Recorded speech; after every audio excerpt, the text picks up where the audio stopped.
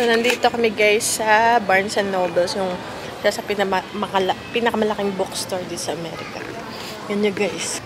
Pupuntahan namin yung Legos. Gusto nila magtingin. Oh, a globe. Oh. Ito, Jumeirah. Oh.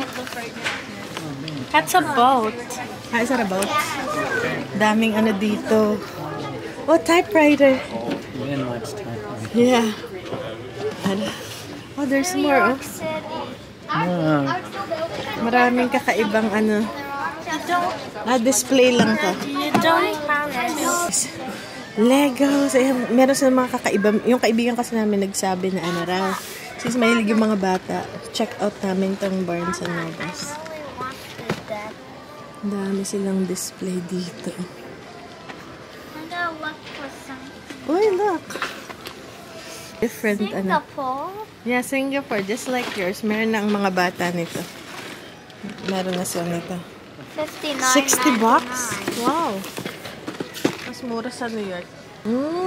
What is that? Paris? Oh, 49. Yeah. Prices here are kind of expensive. I want to go up the elevator. Yeah, okay. Let's check out muna here. Mama, I Malaki to, want guys. to go on the escalator. Yung po meron pa doon. Benjamin wants to go to the escalator. Uy, ang cute nito. Bees and honeys. Look how cute. Teka lang, Ben. Cute ng mga bag. Okay, come on. Come. Ang laki, oh. Up to dun sa taas. Rom-com. Going down. Mama, this one is going down. Here. Okay. Come on, Kuya. Go.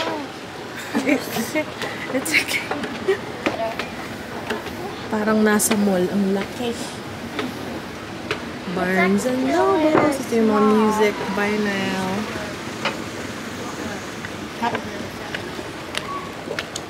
Uy, may more Legos. Then, ayan, oh. Welcome, kids. They came out with a new one. May mga toys and everything. Uy, more Legos. 36.9. Playmobil. Tapos you can read dito. May table. Ito, Legos, oh. Some are now.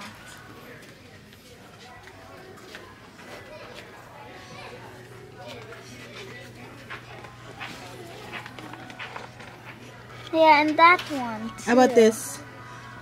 Kuya has that one. Sunflower.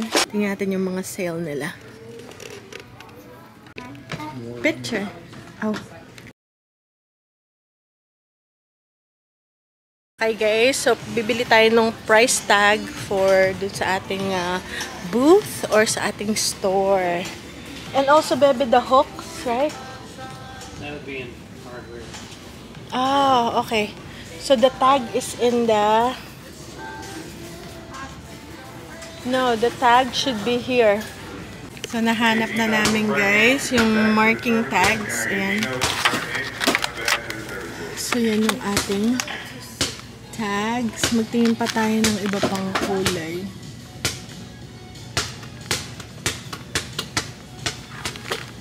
Ito 100 pieces. Ayan, pero dapat maliit ang sulat. How many are these? How many are in these? Those are stickers. I know. I kind of like some stickers too. I found 2, maybe 2. Some. Ngayon, hanap naman tayo nung hook para sa ating tindahan, sa ating bahay-bahay, sa ating tindahan. Alin kaya? Ay, wala.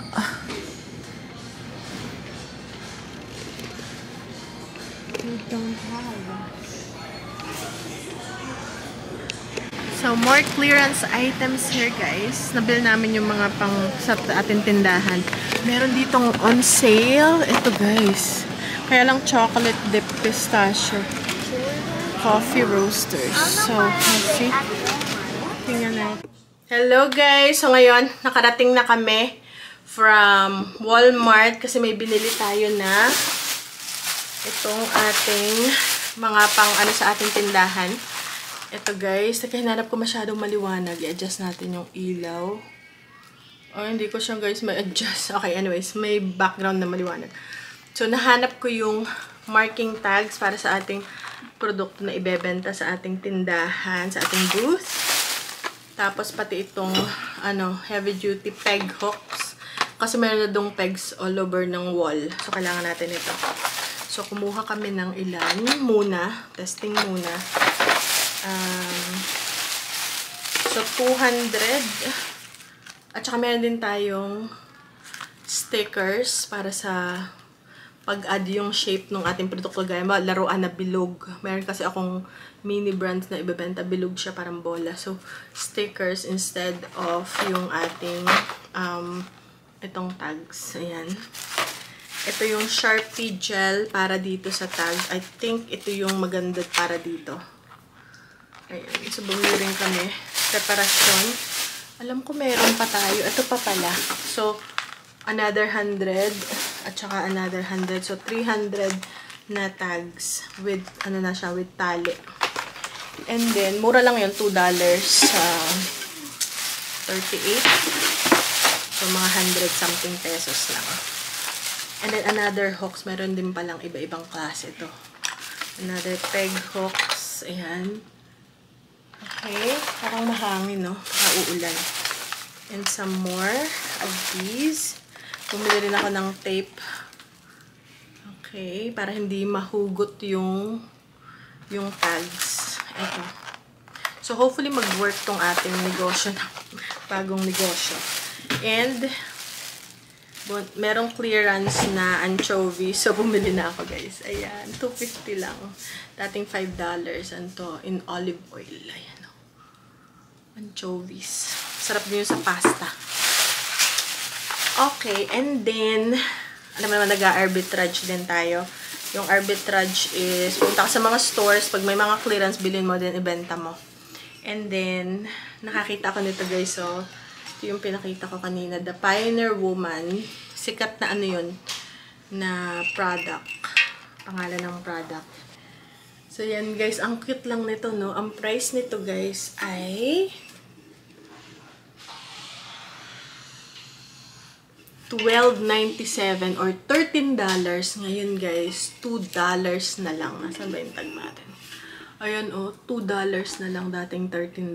So, hopefully, maibenta ko siya sa ating shop or sa ating store ng okay na sa akin, $8 or $10. $8 okay na, diba? May tubo na tayong 6. O, diba? Ang cute. And, 3 yung kinuha natin. O, diba? Ang cute. Ayan. Okay. Ayan, guys. So, 3 yung nakuha natin. O, diba? Ayan. So, yun lang yung ating pandagdag sa ating paninda. So, ang gagawin ko dyan is tatanggalin ko to and ibibenta natin siya. Diba? Ang cute na. Ang makulay. Ang kailangan ko ngayon doon sa ating store, nagpa-pop siya yung makulay. So, yun na. So, ready na kami. Ano ko na guys, yung aking mga produkto na mga mga tambak siya dito and masyadong makalat. So, ang ginawa ko, nilagay ko siya dito sa ating chest. Sa ilalim ng sofa. So, yan yung ilan sa mga ibibenta natin na separate na natin. Okay, guys. So, yan. Pa sa kwarto, hindi lang yun. Kaya nahalwat yung mga gamit namin. Ibang mga gamit, pwedeng personal na items, pwedeng bago, pwedeng mga hindi mo na kailangan, furnitures, pwede rin, guys. Lahat pwedeng ibenta doon. So, yung lahat ng nakakasikip dito sa bahay namin, dadalhin namin doon. Kaya mga baso na hindi namin ginagamit or something, pwede nating dalhin doon. Gahanap pa ako. Ayun. Marami pa tayong dadalhin doon. Para, kaysa nakatengga lang sa bahay. Minsan kasi parang, kaya iba nag-yard sale, diba? Kasi nga, dami lang gamit. Ayun, yard sale. 1 day lang. Yung matitira, uwi muli sa bahay mo. Samantalang to, nandun na siya. So, Okay guys, explain ko na lang next time kasi may pupuntahan kami ngayong gabi. Pero explain ko more pa yung details kung papaano ba. Ayun, kung bakit magandang magbenta sa ganun. Alright? Ayun na muna guys. Okay. See you guys later. Malamig na guys. Pero may araw. Ay, si mami nagpapainit. Aba. Vitamin D. Ben. Kuya, may live lesson ka, Bansoy. Vitamin D. Yan kasi mainit. Nabuhay ulit ang ating mga kamatis. Akala ko papatayin. Ngayon, vitamin D. Ito yung ating ternate. O, tingnan nyo, ang daming bunga. So, kunin natin, ano. Harvest tayo ng ternate. Blue ternate.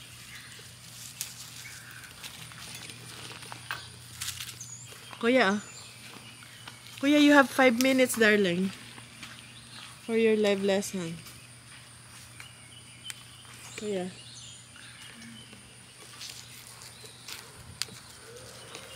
Ayan, guys. You know. Yeah. Ito, guys. Kuha pa tayo. Ayan, oh. Ito pa yung seeds na galing sa Pinas. Ang dami-dami rin. Ito pa sa kabila. Ay, hindi ko makakuha.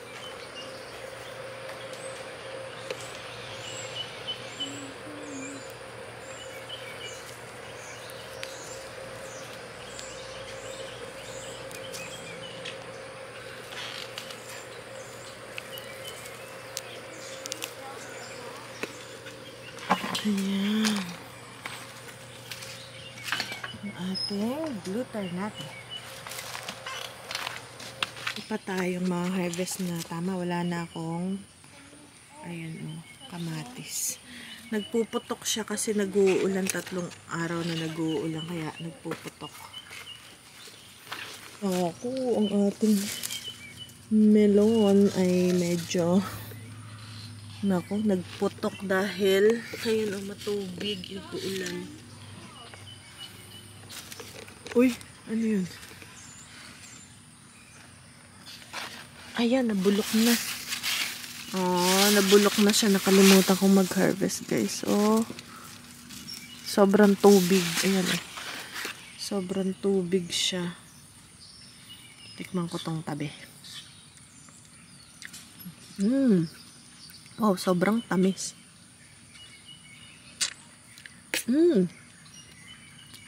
Ang tamis. Yun ang mga kailangan natin. Ay, ayun, meron dong mapula-pula. Pag gusto nito yung malamig ang harvest ngayon. October. September, October. Ganyan.